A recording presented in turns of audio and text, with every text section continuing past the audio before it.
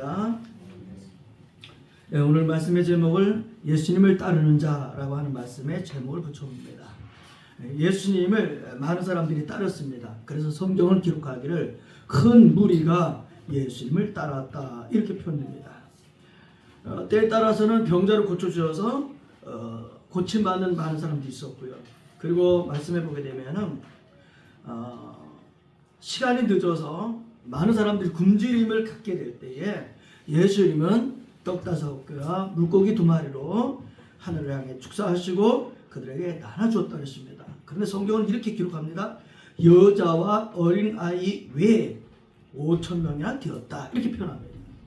그 당시는 사실은 어린아이나 여자는 이렇게 좀 숫자에 포함하지 않는 그런 시대에 성경은 여자와 어린아이 외에 5,000명이나 되었다 이렇게 표현합니다. 저는 말씀을 준비하면서 정말 하나님의 뜻이 무엇인가 하는 굉장히 그 주밀하신 세밀하신 그 하나님을 느끼게 됩니다. 그럴 뿐만 아니라 또 예수님이 게네사렛이라고 하는 그 호숫가가 있는데 이 게네사렛이라고 하는 지역은 갈릴리 호수에서 북서쪽으로 그 해안으로 해서 내륙으로 쭉 연결되어 있는데 그게 얼마나 큰 지역이냐면은 길이가 6km, 넓이가 4km 이렇게 펼쳐져 있는데 아주 그 땅이 비옥하다고 합니다. 그래서 이게 게네사렛이라고 하는 지역인데요. 그래서 게네사렛 호숫가라고 표현하기도 하고 갈릴리 호수라고 표현하기도 한답니다. 그러니까 비옥한 땅이니까 농사도 잘 됐고요. 수산물도 많았답니다.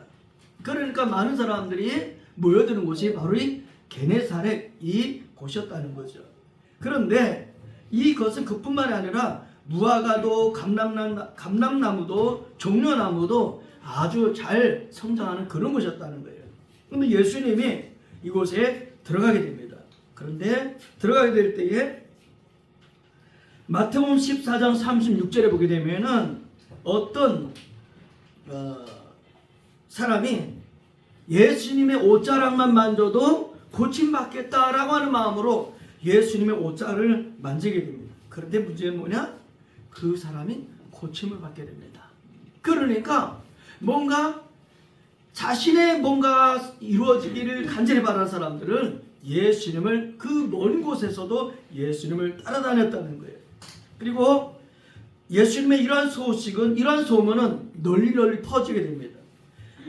두로와 시돈이라고 하는 곳을 예수님이 들어가시게 될 때에 그 소식을 듣고 가나안 여인이 그 예수님을 향해서 달려옵니다. 근데 뭐라고 표현했냐면은 다윗의 자손이요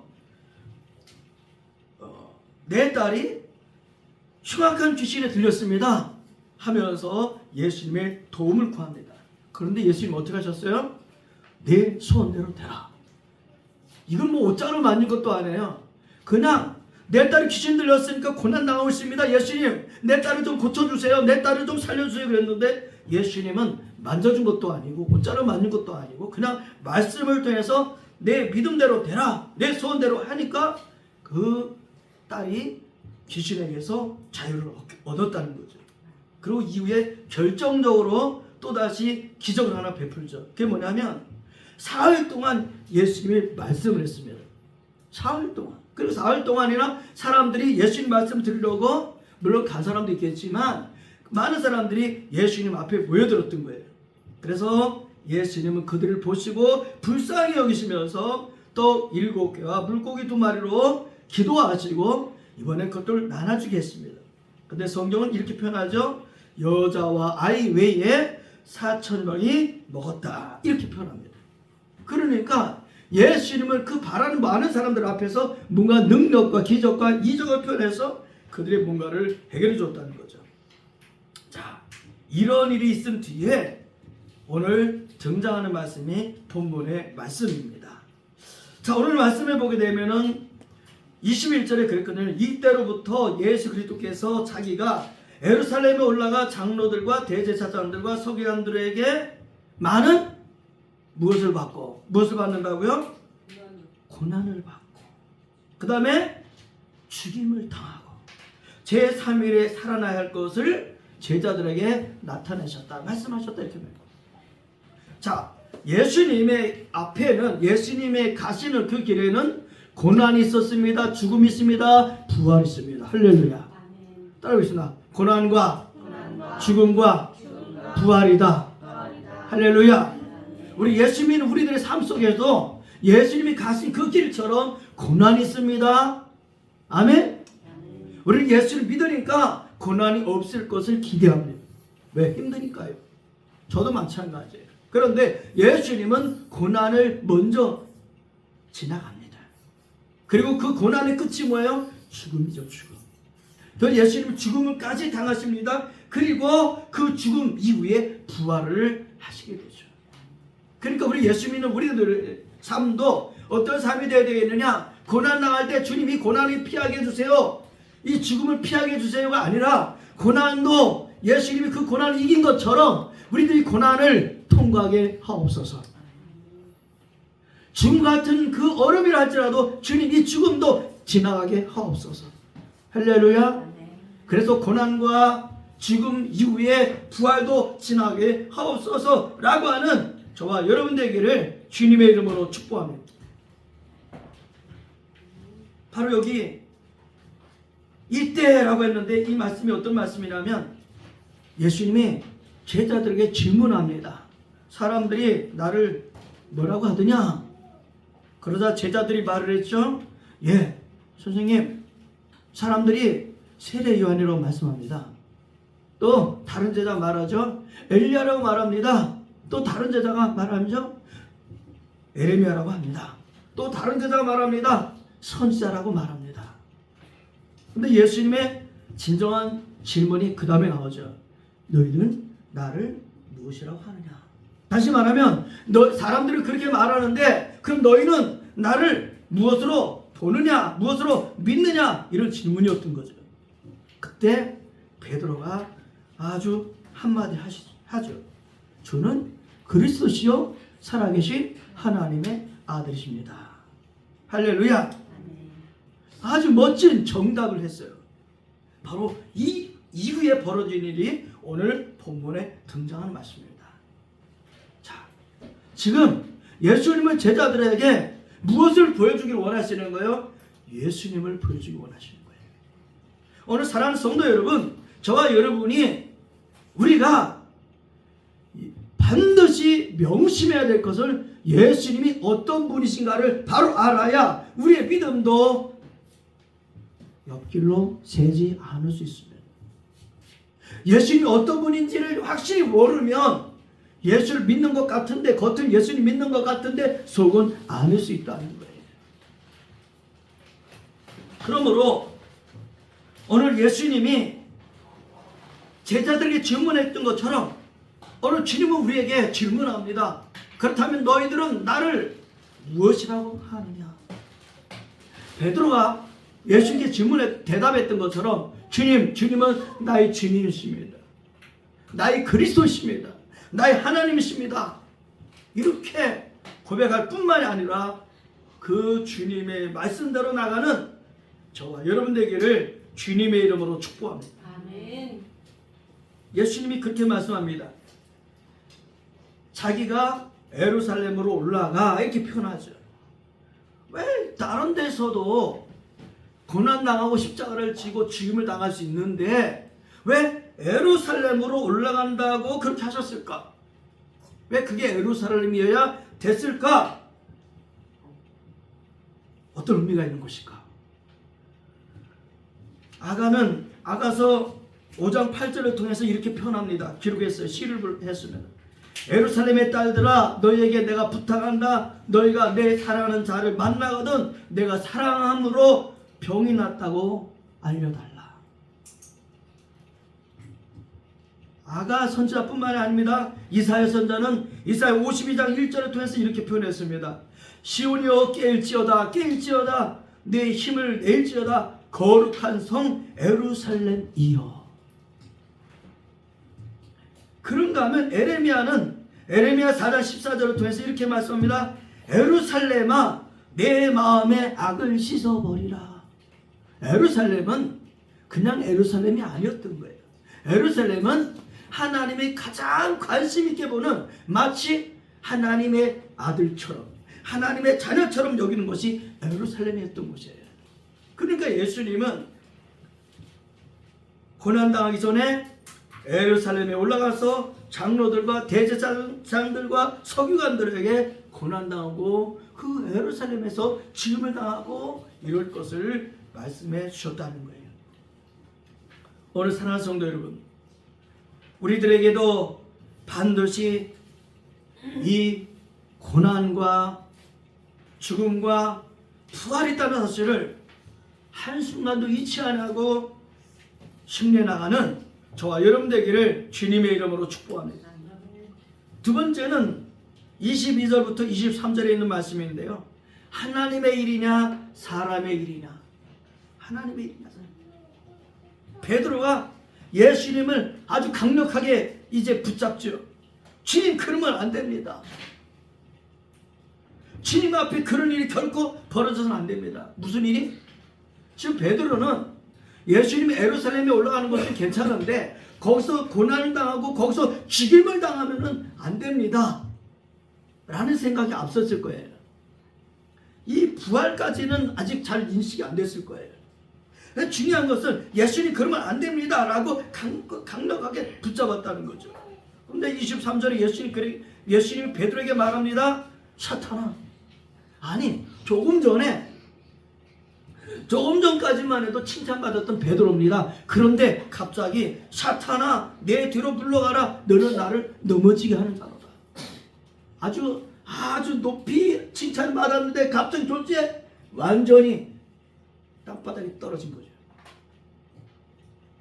그러면서 하신 말씀이 뭐예요? 내가 하나님의 일을 생각하지 아니하고 도리어 사람의 일을 생각했다. 우리는 신앙생활하면서 순간적으로 베드로가 될 수가 있습니다. 하나님이 원하신 말씀이 있음에도 불구하고 우리는 하나님의 말씀보다는 내 생각과 내 의지와 내 경험이 그것을 앞서버리는 거죠. 예수님 분명히 말씀합니다. 하나님의 일이냐 사람의 일이냐. 오늘 이와 같은 결정해야 되는 그 순간에 하나님의 일에 눈이 떠지는 저와 여러분 되기를 주님의 이름으로 축복합니다. 만약에 베드로가 말하는 대로 예수님이 한다고 한다면 어떻게 되는 거예요? 하나님의 일을 가로막는 결과를 가져오는 거죠. 저는 아브라함이 정말 대단하다는 생각이 들어가요. 창세기 12장에 보게 되면 하나님이 아브라함에게 찾아오시죠. 그리고 아브라함에게 말씀합니다. 아브라함아, 너 내 고향 본토 친척 아비국을 떠나라. 여러분 어떻게 보게 되면은 이제 뭔가 자리를 잡고 안정하고 뭔가 할 수 있는 그런 상황이잖아요. 근데 하나님은 그 아브라함에게 오셔서 네가 여기서 떠나라, 짐을 싸라는 거예요. 그리고 말씀하시죠. 내가 너로 큰 민족을 이루고 복을 줘서 내 이름을 창대하게 할 것이다. 떠나라는 거죠. 자, 아브라함이 자신을 생각했다고 한다면은 이 하나님 말씀을 들었어도 잊어버리면 돼. 무시해버리면 돼. 그런데 이 말씀을 듣고 그 말씀대로 어떻게 되는 거야? 얘들아, 짐 싸자.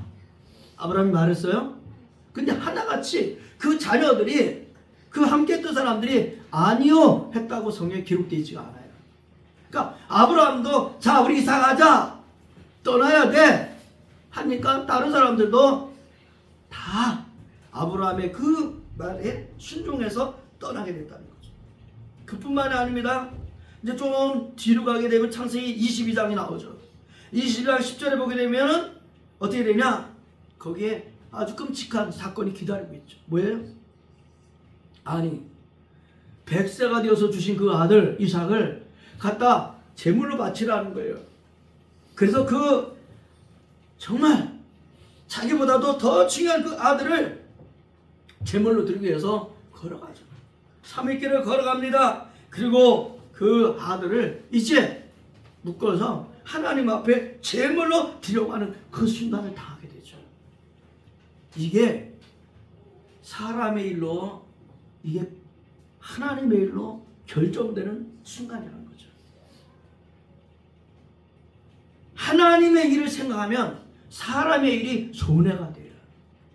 근데 사람의 일에 손해를 보면 하나님의 일이 이루어집니다. 할렐루야.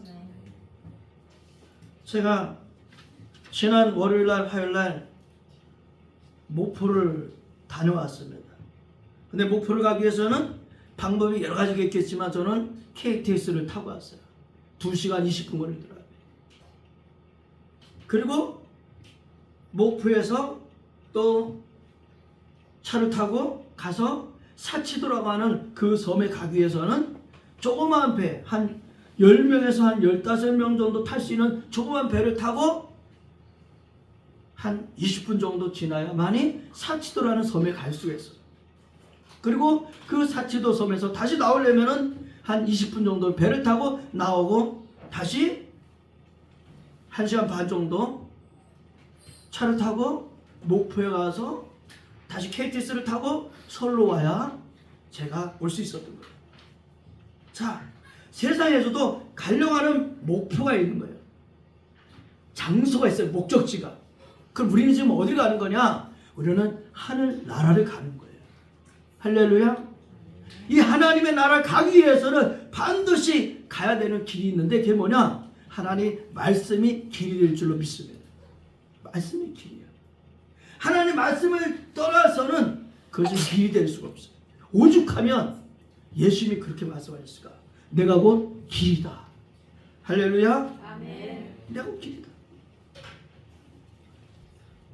우리는 매 순간마다 이것이 하나님의 일인가 사람의 일인가를 생각하면서 하나님의 일에 비록 내 일에 손해된, 내 개인적으로 인간적으로 손해가 된다 하더라도 하나님의 일을 붙잡고 나가는 우리 모두가 되기를 주님의 이름으로 축복합니다. 제자들이 요한복음에 보게 되면 6장에 제자들이 질문했습니다. 예수님 앞에. 선생님, 우리가 어떻게 해야 하나님의 일을 하겠습니까? 그래서 예수님이 말씀합니다. 하나님의 보내신 자를 믿는 것이 하나님의 일입니다. 오늘 말씀을 전하고 있는 저는 말씀을 듣고 있는 성도님들이 하나님의 일을 하는 것인 줄로 믿으시기 바랍니다. 예배드리는 거 하나님의 일이에요. 찬송하는 거 하나님의 일이에요. 영상 편집하는 거 하나님의 일이에요.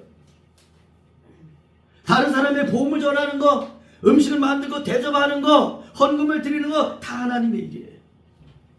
하나님의 일에 최선을 다하는 우리 모두가 되기를 주님의 이름으로 축복합니다.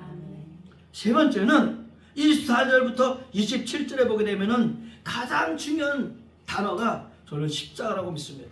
십자가. 따라해보면 십자가. 할렐루야. 아멘. 십자가는 상급입니다. 따라해볼까요? 십자가는 상급이다. 예. 처음에 예수님 믿게 될 때 십자가 그러면 뭐가 되는 거예요? 마음이 사실 불편해요. 왜요? 십자가는 죽음이잖아요. 근데 나 살고 싶은데 죽으래. 그러니까 이게 쉽게 받아들여지냐고요. 그런데 이 은혜가 되면 아멘 하는 거예요.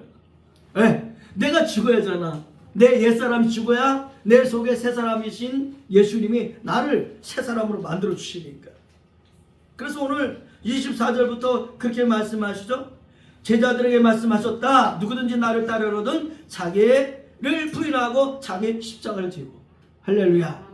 예, 우리는 우리 십자가가 있어야 합니다. 뭐가 있어야 된다? 십자가가 있어야 된다. 개인적으로 직접 말하면 나의 십자가가 있어야 된다. 이 십자가는 쉬운 게 아닌 거예요. 어려운 거예요. 그러니까 예수님이 자기를 부인하고 자기 십자가를 지고 나를 따르라. 그러니까 우리는 그런 유혹을 받을 수 있습니다. 십자가 지지 않고 예수님을 따르려고 하는 유혹을 갖게 됩니다. 왜? 힘든 거는 내려놓고 힘든 거는 좀 젖혀놓고 그렇게 예수를 따르고 싶다는 거죠. 근데 아닙니다. 성경 분명히 말씀합니다. 자기를 부인하고 자기 십자가를 지고 나를 따르라 이렇게 말씀합니다. 십자가를 지고 나를. 그래서 히브리서 11장에 보게 되면은 초대교회 성도들은 심한 고문을 받으면서 조롱을 받으면서 째증을 받으면서 결박당하면서 옥에 갇히면서도 돌에 맞아 죽으면서도 톱으로 시기는 순교를 당하면서도 어떻게 했다? 예수를 믿었다. 예수님을 포기하지 않았답니다. 이번에 목포를 갔다가 영암이라고 하는 곳이 있더라고요. 영암. 근데 그 영암에 보면은 월출산이라고 있어요. 월출산. 이게 호남의 금강산이라고 불린답니다. 근데 그 문턱에 밑에 가가지고 월출산 큰 돌비로 세워져 있는 데서 월출산 뒤로 해가지고 그냥 그 목사님하고만 사진 찍고 그냥 왔거든요. 월출산 궁금해서 제가 인터넷으로 다 검색을 해봤어요. 한번 검색해 보세요. 바위들이 얼마나 멋있는지 몰라. 그 월출산이 그렇게 돼 있더라고요. 그래서 월출산을 검색하고 제가 그냥 그 밑에서 사진 찍은 거 하고 해가지고 제가 또 시를 또 썼죠. 사랑하는 예강교회 성도 여러분, 세상에 그렇게 아름다운 자연조차도 많은 사람들에게 기쁨이 될 수 있거든요. 근데 우리는 뭐냐? 바로 장차 가야 될 하나님의 나라, 그 에덴 동산을 생각하면서 우리는 어떤 사람이 되느냐? 인내해야 될 줄로 믿습니다. 인내해야 돼. 초대교회 성도들이 그런 박해와 어려움을 당하면서도 인내했던 것처럼 우리가 감당해야 될 십자가를 지고 예수님을 따라가는 저와 여러분 되기를 주님의 이름으로 축복합니다. 또한 십자가를 지는 우리들에게는 그 뒤에 말씀하셨죠. 27절 인자가 아버지의 영광으로 그 천사들과 함께 오리니 그때에 각 사람이 행한 대로 갚아주리라. 할렐루야. 예, 각 사람이 행한 대로 갚아주신대요. 언제? 예수님께서 천사들과 함께 오실 때 각 사람이 행한 대로 갚아주시겠다. 성경에서는 이런 비슷한 말씀을 엄청 많이 하셨습니다. 마태복음 25장 40절에 보게 되면은 예수님 비유의 말씀 들었습니다. 어떤 임금이 있는데 사람들을 불러가지고 그렇게 말씀한다는 거죠. 구분하는 거예요. 그 사람이 얼마나 충성된 사람이었는지 아닌지를. 근데 그렇게 말씀하죠. 내가 진실로 너희에게 말하는데 너희가 여기 내 형제 중에 지극히 작은 사람에게 한 것이 곧 내게 한 것이다. 그리고 그 이후에 하신 말씀 뭐냐? 내가 줄일 때에 너희가 먹을 것을 줬고 목마를 때 마시게 했고 나그네 됐을 때 영접했고 벗었을 때에 옷 입혀줬고 병들었을 때 옥에 갇혔을 때에 돌봐줬다. 누가? 바로 내 작은 소자에게 행한 것이 곧 내게 행한 것이다. 우리 예강교회 성도들은 작은 자에게 그들이 줄일 때 먹을 것을 나눠주고 목마를 때 마시게 해주고 나그네 됐을 때 영접하고 벗었을 때 옷을 입혀주고 병들고 옥에 갇혔을 때에 돌봐주는 그런 교회가 되어주기를 주님의 이름으로 축복합니다. 어떻게? 예수 이름으로. 예수 이름으로. 저는 누가복음에 비유된 이 말씀을 읽을 때마다 정말 긴장하게 됩니다. 누가복음 16장 22절부터 25절에 보게 되면 이 거지 나사로와 부자 이야기가 나오잖아요. 이 거지는 부잣집에서 그냥 얻어서 찌꺼기 부스러기 그냥 먹는 그런 인생이었는데 그는 죽은 이후에 아브라함의 품에 있고 반면에 뭐 날마다 잔치 벌이고 멋진 옷을 입고 큰소리 치고 상따를 휘게 잔치 벌였던 이 부자는 죽은 이후에 불꽃 가운데서 괴로워하는 이 부자. 왜 예수님이 이런 말씀하셨을까? 사실 우리는 이거를 표현할 수가 없잖아요. 왜? 안 봤으니까. 근데 예수님은 표현을 하셨어. 왜? 그분이 하나님이시니까. 그럼 우리 어떤 사람이 되야 되냐? 행한 대로 갚아주시는 하나님을 믿어야 될 줄로 믿습니다. 행한 대로 갚아주는 하나님. 이 땅에서 다 갚아주지 않을지라도 하나님이 그날에 갚아주시는 하나님. 이 하나님을 믿고 하나님의 아들로 오신 예수님을 따라가는 저와 여러분 되기를 주님의 이름으로 축복합니다. 아멘. 이 본문의 말씀을 기록한 사람은 누구죠? 마태죠. 마태는 어떤 사람이었습니까? 그는 그 당시에 그래도 뭔가 출세가 보장되어 있는 세관원에서 뭔가 책임이 있는 그런 자리였어요. 근데 예수님을 만난 순간 예수님을 따르면서 자기가 가지고 있는 그 모든 것을 포기해야 되는, 그리고 저와 여러분이 읽는 이 말씀을 기록하는 성경의 사람, 하나님의 사람이었습니다. 우리 예강교회 모든 성도들도 이와 같이 하나님 위해서 쓰임받는 예수님을 따르는 존귀한 하나님의 아들, 딸들이 되어지기를 예수님의 이름으로 축복합니다. 기도하겠습니다.